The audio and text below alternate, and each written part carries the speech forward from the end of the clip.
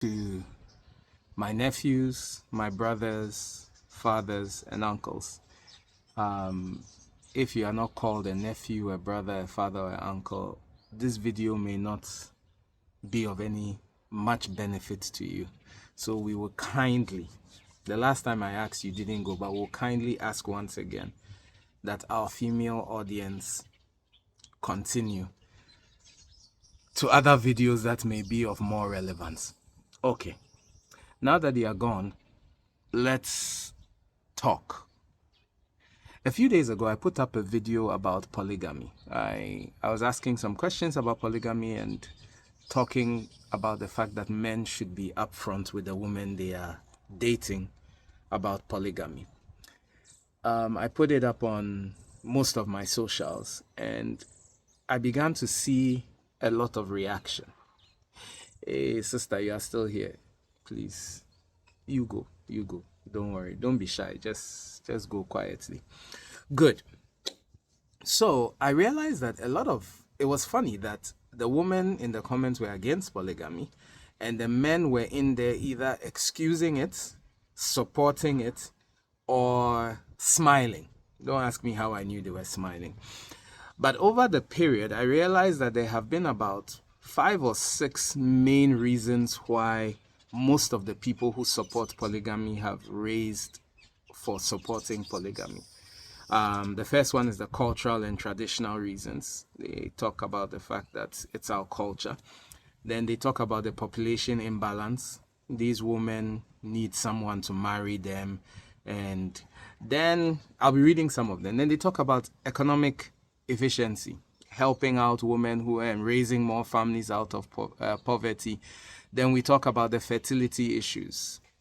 Sometimes a couple may not be able to have a child, so if it's a polygamous marriage, it's much more easy for more children to be had. Then the big one, where the men say it's biological, by nature, a man has the right, or if we look in nature and we look at animals, men, it's one male to a lot of females, and that should not be held. Then we come to the argument of religion. Okay, we come to the argument of religion where they say, well, for my cousins who are Muslims, they say the Quran says it should be done, and for our Christian brothers, they say the Bible never said it was not supposed to be done.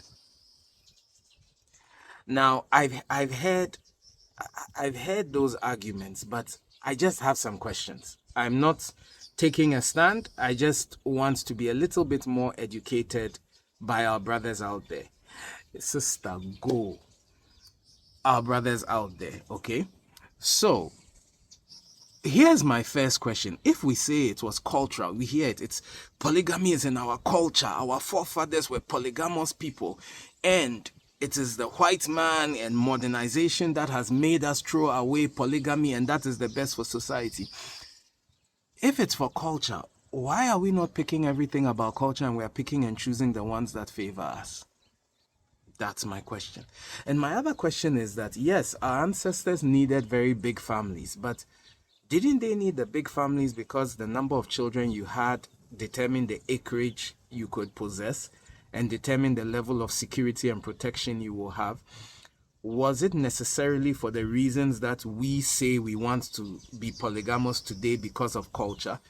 Or did the society they live in at that time demand that they have and maintain that? And does our society demand of us same? I'm not saying anything. I'm just asking questions. And then one of the biggest ones we hear, and sadly I've heard so many pastors preach this from the pulpit, and it breaks my heart, where they say that there are more women than men, and there are more unmarried women. And if a man who can take care of enough women would just take the pains and show mercy to these other ladies and marry them, it would help. But brings me to the question where I want to ask, have you checked the population statistics? Worldwide, there are more men than women. Okay, already population census, there are more men in the world than women. So it's a lie when you say that women are not getting husbands. They may be louder about it. There are more unmarried men in this world than unmarried women. So if you say it is to help the larger population of women, it's not a 1:2. It is actually, I think, a nearly 1.1 men to 1 woman. And why code? Let me just read Ghana's population statistics to you, breaking it down by gender. We have men are 18.16 million. That forms 50.9% of the Ghanaian population. And women are 17.53, which is 49.1%. So basically, it is in Ghana, it is 1.04 men to every woman. My pastor preaching that there are too many women out there. My question to you is that the statistics does not back it. Can you tell me where you got your statistics from that tells you that there are more unmarried women, or is just anecdotal data? And in fact, when you look at the marriageable age, it's actually 1:1. And already some of our brothers have already taken 2 side chicks and 3 wives. So that actually means that there are less women out there for men. So would it be better for you to talk about empowering men and teaching them to be able to marry, instead of saying that those that already have wives should take more wives? As I said, don't shoot the messenger. I'm just asking questions. Okay. So yeah. So that's the population one. I'm just looking at it, and it seems to baffle me. So then, if the population imbalance is not really an issue, okay, if the population imbalance is not really an issue, and then it brings us to the cultural one, I've asked my questions, then the economic efficiency. I was looking at the data, and I saw that polygamous communities on average are poorer than monogamous communities.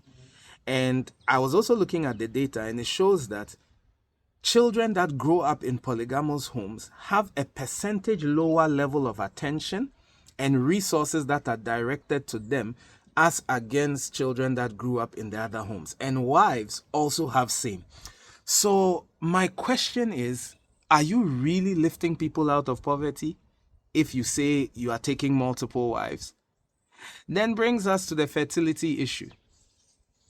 Oh, sometimes you are not able to have a child with your wife. So for that reason, if you have multiple wives, it carries the family line. My question again there is that, is a fertility problem always a woman's fault? Or do we have men who also have low sperm count issues? You lady who didn't go, this is the point. You've been here for this long. Go. I want to talk to only men. Now, let me ask another question, which I'm curious about. If a man marries a woman and they can't have kids, and the suspicion is that the woman is the problem, and the man goes to marry another woman, and the woman knows they are marrying her because she's supposed to produce children, and she suddenly begins to produce children, how sure are we that the children are for... No, I can't ask that question here. It would be too much to ask. Then the biological reason. We raise the argument that as biology, if we look into nature, we see that almost all the animals out there, it is one male to many females, and we are built in that way. I beg to differ. Are we really built with all the instincts of an animal without control? And if we are, then why are we not pursuing our mothers and our sisters in addition? If we can exercise self-control in those areas, how does that hold up for the argument that we are beasts by nature? As I said, I'm only asking. I am not stating where I stand. I am only asking. Then I had someone tell me that when he was preparing to take a second wife, the issue of companionship and co-wives. They say the co-wives are united and the co-wives take care of the home. But correct me if I'm wrong. From what I have seen so far, in majority of polygamous homes, it rather seems like the wives are against each other and there's a competition between wives for the attention of the man, for each one wants to see their children do better than the other one's children. Is that really a united front we see in most households? You should answer that question. And didn't we see a situation a couple of years ago where a very wealthy man in one of the African nations was sick in the hospital, couldn't take care of himself, and two wives were pulling his hospital bed in two different directions? I thought co-wives were supposed to be united for the betterment of the family. And the numerous situation of this wife jazzing this wife and that wife jazzing this husband and so on, does it happen, or is it just in our African movies? Once again, I'm only asking the questions. Please, don't shoot me. I've been asked to ask questions. Then brings me to another one, the religious arguments. For our Muslim brothers, if you look at the verse, it starts about talking about orphans and widows and says you could take 1, 2, and even 3, and even 4, 1, 2, and even 3 in addition to your wives. But then it says that, and I'm not a Muslim cleric, I'm a Christian, so please, if I butchered it, correct me. But it says that you should treat them the same. Are multiple wives in our marriages treated the same? If this one gets a cloth, do all of them get a cloth? Do all of them get the same level of attention, the same level of time? Are they happy? Now to my Christian brothers who, and I've heard this so many times, if every time I heard it, I could be given 1 CD, I probably would be a billionaire by now. We hear the argument that it says that, and God has not said in the Bible that we are supposed to be one man, one wife. And we see that, what's his name? Abraham had multiple wives, and Jacob had multiple wives, and David had multiple wives, and Solomon had multiple wives. First of all, I don't want to go into the hermeneutics of it, but God's description does not mean his prescription. If we are going by that, let's look at it. Samson slept with a prostitute. Are we saying that it was prescribed by God? It was recorded, but was it prescribed by God? And God still used him. Then we see that Lot's daughters slept with him for Moab and the other tribe to be formed. Are we also saying, if we are going on the same premise, then are we saying that God is prescribing that as well? You can't cherry pick. If it's like this, then let's keep going in that direction.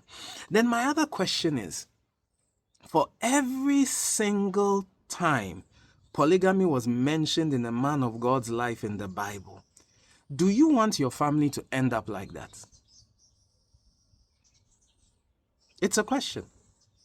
Why don't you pray it over your life? And will you pray this over your life? Lord, just like Hagar was sacked and Ishmael had to leave the house, as I take a second wife, may there be such problems in my household. Or do you want to talk about Jacob, who is still mentioned, but his son slept with one of his wives, his daughter was raped, and all the problems that came into it? Or let's go to David, that we keep saying that David was a man after God's own heart, and God used him and he had multiple wives. But did we see what happened in the family of David because of polygamy? One son rapes a sister, and one son kills his brother, and then one son goes ahead and decides to rape his stepmothers, and then the same son decides that he wants to pursue and kill his father. If you are really praying for the polygamy of David, why don't you pray for those problems as well? As I said, it's just a question. Then if we are still on the Christian tandem, at this point, if you are not really a Christian, you may just want to tune out because I'm just going a little bit deeper. When God had to populate the earth, and we really needed the population to go up, why did he start with one man, one woman as a model?